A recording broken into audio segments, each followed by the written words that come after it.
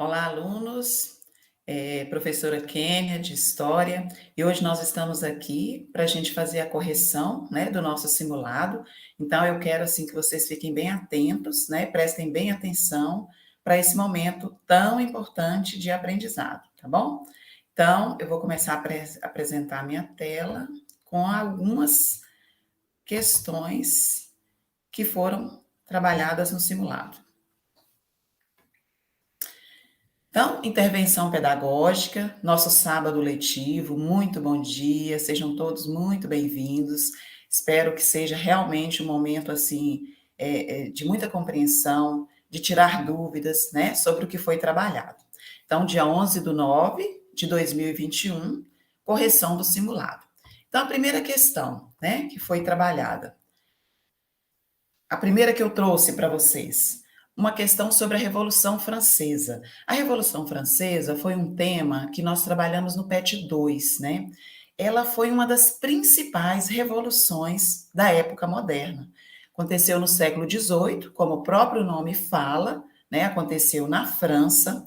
E a Revolução foi um processo que, para a gente entender, a gente tem que analisar um pouco os antecedentes da França, né? Como vivia a sociedade francesa neste momento que antecedeu a Revolução. Então, assim, como foi falado no PET, como nós já vimos em vários vídeos, como nós já vimos em várias atividades, a França, ela tinha uma sociedade que era muito desigual. Ela estava dividida como se fosse uma pirâmide. Imagine agora você uma pirâmide, né, com o topo e a base. Lá no topo estava a figura do rei. O rei, ele era soberano, né? Ele era um rei absolutista.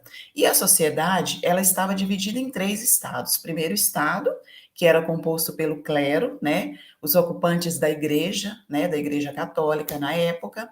O segundo estado, que era composto pela nobreza. E o terceiro estado, que era formado pelo restante da população. E aí inclui a burguesia, né? Os trabalhadores em geral. Tanto os trabalhadores urbanos como os trabalhadores rurais. E como a gente imagina uma pirâmide, a gente vê que a base, ela é maior, né? Então, o terceiro estado, ele era formado por um número maior da população. Mas só que esse número maior da população não tinha direito nenhum. Eles tinham que trabalhar para pagar impostos para manter o segundo e o terceiro estado. Então, aí já dá para a gente imaginar como essa sociedade ela era desigual, né?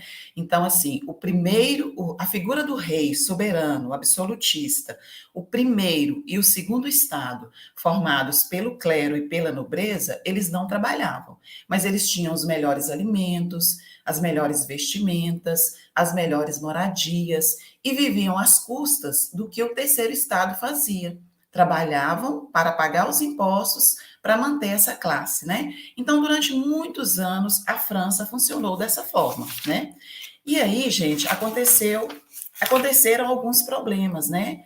No decorrer do tempo, alguns problemas foram acontecendo. Primeiro veio um problema de uma fome muito grande que aconteceu no país, causado por mudanças climáticas, né? Então, a questão começou a ficar um pouco mais difícil para o terceiro estado, né? Imagine você que é acostumado a fazer sua alimentação normalmente no dia a dia, de repente começa a faltar, né? Então, começa a ficar um pouco complicado. Então, não só a questão da fome, mas a França, ela começou a se envolver em várias guerras, né? Em vários conflitos internacionais. Então, aquele dinheiro que ela poderia estar usando para resolver essa questão da fome dentro do seu país, ela começou a investir em armamentos, né? Para ela participar desses conflitos. Então, enfim, essa mistura de fome, de conflitos internacionais que a França estava se envolvendo, acabou fazendo com que a situação, que já não era lá essas coisas, né, no país, começasse a ficar pior. E aí houve uma pressão da burguesia em cima do rei. Você tem que resolver nossa situação. Nós estamos trabalhando, né? Nós estamos trabalhando simplesmente para manter o primeiro e o segundo estado, e mesmo assim a gente não está dando conta nem de sobreviver. Então o rei começou a se sentir pressionado. E quando o rei absolutista, apesar que ele era absolutista, ele podia intervir, fazer o que ele quisesse, ele não seguia leis. É importante a gente entender que um governo absolutista, ele não segue leis. A lei é a vontade dele. O que ele achar que deve fazer, ele faz. Então, a França do século XVIII, que era governada por um rei absolutista, ele não tinha necessidade de seguir leis. Mas, mesmo assim, ele resolveu convocar uma assembleia, né? A Assembleia Nacional, a Assembleia era formada pela reunião de representantes dos 3 estados. Para quê? Para, tipo, dar uma satisfação, né, para a sociedade. Olha, nós estamos tentando resolver o problema. Então, nós vamos resolver da melhor forma possível. Então, ele convocou, né? Porque para resolver os problemas que a França estava passando, ele tinha resolvido o quê? Aumentar os impostos. O terceiro estado já não estava dando conta disso, né? Então ele resolve convocar essa assembleia, e lá na assembleia ele colocou a questão, né? A França está passando por esse problema, o que, que nós vamos fazer? E aí, nesse momento, houve uma discussão para saber como seria a questão do voto. Por exemplo, foi proposto lá, vamos aumentar os impostos para resolver os problemas da França. Então, está em votação um representante do primeiro estado, um representante do segundo estado, um representante do terceiro estado. O que, que vocês acham? Ia rolar um 2-1, não ia? Por quê? Porque o primeiro e o segundo estado não queriam mudanças. Para eles estava ótimo, né? Eles estavam vivendo muito bem, às custas do terceiro estado. O terceiro estado acabou ficando sozinho. Então, o que, que o terceiro estado começou a propor? Nós queremos um voto por representação e não por estado. Eles sabiam que o terceiro estado era composto por um número maior de pessoas. Então, o que, que eles queriam? Que cada pessoa votasse e não um voto por estado, entenderam? Então, neste momento, é que o terceiro estado começou a perceber a força que tinha, né? E o início da revolução está justamente aí, nesse momento. Outra coisa que a gente tem que analisar, gente, é que a palavra revolução, para acontecer uma revolução, o que, que significa revolução? É uma mudança drástica. Não é qualquer coisinha que a gente pode falar revolução. Para haver uma revolução, tem que ter uma mudança, né? Na forma de governar, na sociedade em si, né? É uma mudança bem drástica mesmo, uma mudança forte. Nós não podemos chamar qualquer fato histórico de revolução, não. E a Revolução Francesa realmente foi uma das maiores revoluções da época moderna. Por quê? Porque nesse momento o terceiro estado começou a perceber a força que tinha e começou a propor, né, com a força que eles tinham, que o voto fosse, como eu falei, por cabeça, né, por pessoa. Então, nesse momento, o rei começou a ficar um pouco pressionado. O que, que ele fez? Ele percebeu o agravamento da situação, ele tentou fugir da França para buscar apoio internacional nos outros países, porque com certeza os outros países iriam auxiliá-lo. Os outros países próximos ali da Europa também eram monarquias absolutistas. E o que, que elas pensavam? Se isso está acontecendo na França, gente, com certeza vai acontecer aqui também, então vamos barrar. Só que antes do rei, né, na época, o rei Luís XVI conseguir sair, ele foi preso pelos revolucionários e foi levado juntamente com a sua família para a praça pública e lá ele foi guilhotinado. Ó, né? Mataram o rei e toda a sua família. Então, qual era assim o recado que os revolucionários estavam tentando passar? Nós não queremos mais a monarquia. Tanto que eles acabaram com toda a família real, né?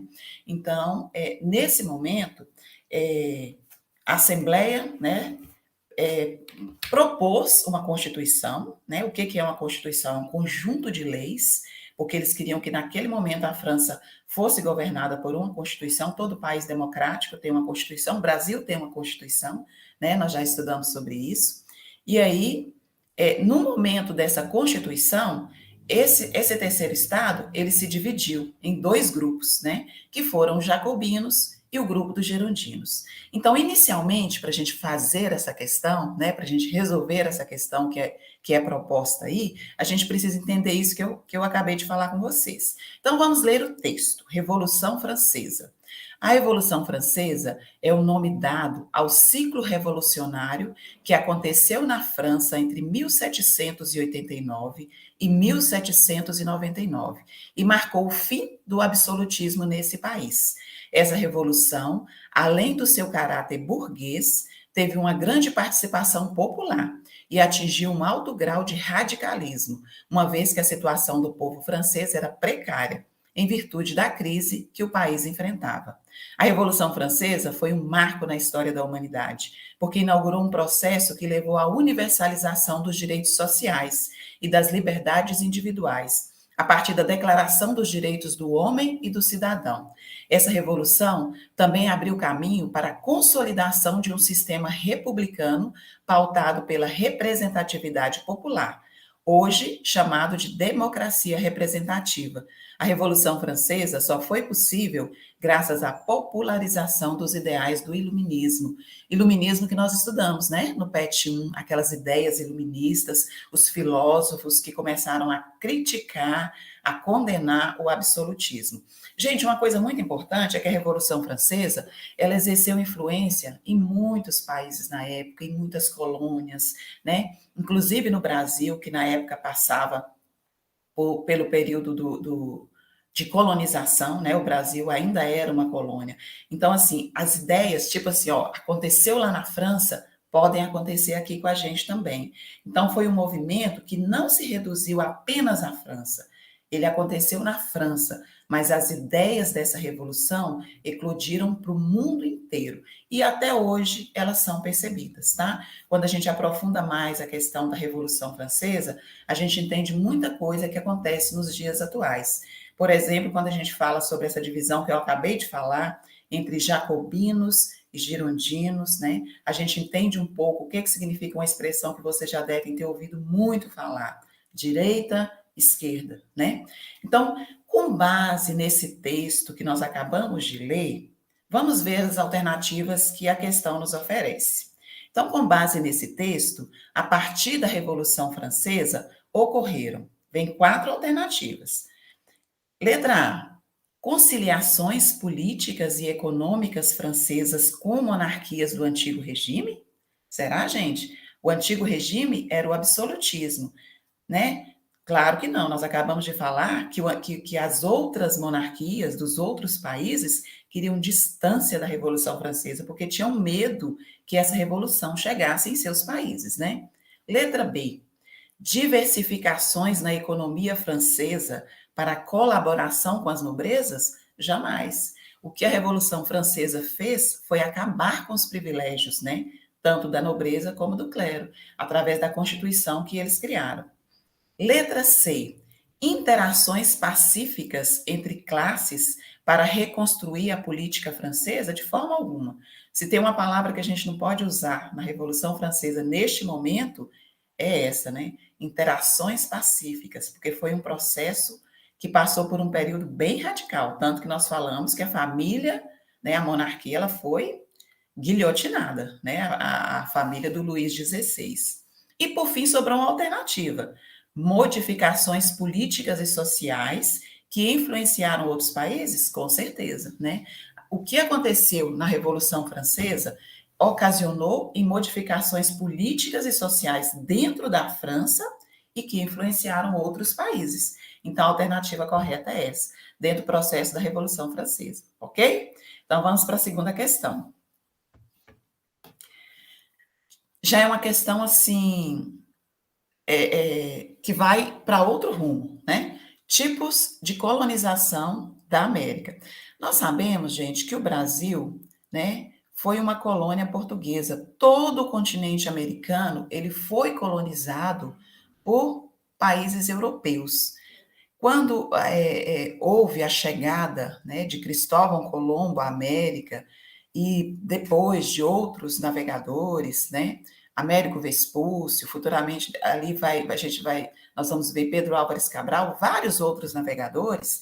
A América foi comunicado para o continente europeu que existia um novo continente que até então a Europa não conhecia, né? A América. Então, a América ela foi dividida entre esses países.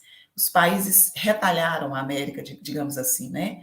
A Inglaterra ficou com um pedaço, a Espanha ficou com outro, Portugal ficou com outro pedaço, que inclui o Brasil.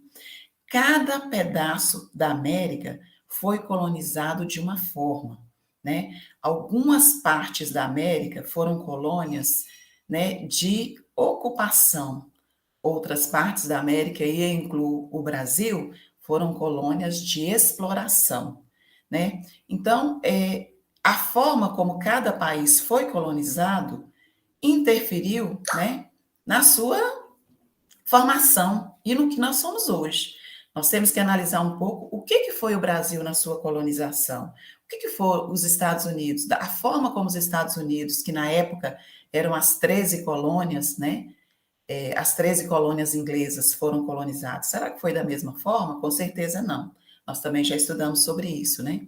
As 13 colônias inglesas teve uma ocupação, uma colonização baseados, né, na época, muito diferente do que foi o Brasil, né? Então, coloca o seguinte: tipos de colonização da América. Os países considerados latinos, né, no qual nós incluímos o Brasil, tiveram uma colonização de exploração, ou seja, apenas forneciam riquezas oriundas da natureza, madeira, como o pau-brasil, né? Pedras preciosas, borracha, entre outros. Em resultado a essa intensa exploração, os países latinos herdaram desse período um grande atraso socioeconômico que reflete nos dias atuais. É um fragmento, né, de um texto. Então, o que eu quero falar com vocês, gente? Nós sabemos que quando os países vieram para explorar a América Latina, eles não vieram com o interesse de ocupar a colônia, de, por exemplo, fazer daqui um lugar para eles viverem. Eu vou dar um exemplo. Quando a gente compra, os pais de vocês, né, compram uma fazenda, por exemplo. Aquela fazenda vai ser para a gente passar o final de semana, para a gente levar os amigos, para a gente passear, para a gente descansar. Então, o que eles vão fazer lá? Eles vão fazer uma casa bonitinha, vão fazer um jardim, vão plantar, né, árvores frutíferas e tal, vão pôr alguns animais para ficar bonitinho, para tirar foto e ficar bonitinho. Ou seja, eu vou cuidar daquela terra, porque ali eu quero morar, ali eu quero levar os meus amigos, eu quero uma coisa bem cuidada. Mas se eu compro uma fazenda que eu quero explorar, eu quero tirar dali o meu sustento, eu vou plantar, eu vou criar animais, então geralmente eu vou descobrir ali a terra que eu posso desmatar, eu vou plantar, quando eu colher eu vou plantar de novo, eu vou criar o gado, então aquilo ali vai ser uma fazenda para me explorar, para me sobreviver. Então já deu para perceber a diferença, né? Entre uma terra em que eu vou ocupar e uma terra em que eu vou explorar. O que foi o Brasil? A colônia brasileira foi uma colônia em que os portugueses vieram para cá para ocupar ou para explorar? Isso aí todos nós sabemos, né? Infelizmente, foi uma colônia de exploração. Os portugueses só olharam o Brasil para saber o que eles podiam tirar daqui e levar para Portugal para assim enriquecerem cada vez mais.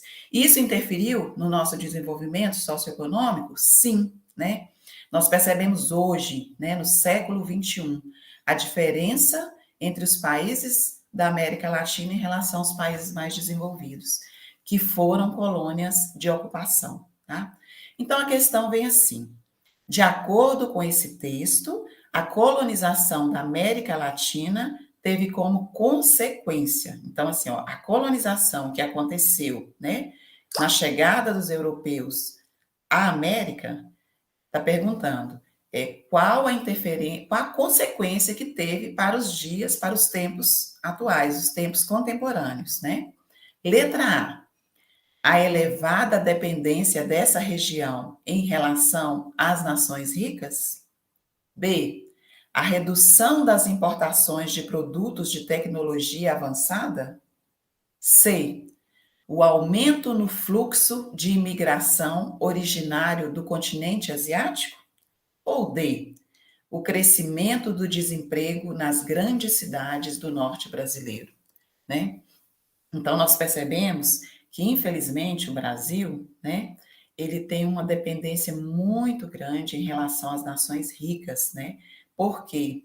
porque enquanto essas nações estavam em processo de desenvolvimento, ali quando chegou o momento da Revolução Industrial, desenvolvendo suas indústrias, desenvolvendo, né, suas tecnologias, o Brasil estava sendo explorado, né, com aquilo que servia, né, de ganho e de riqueza para as nações europeias, tá? Então, nessa aí nós vamos marcar a alternativa A.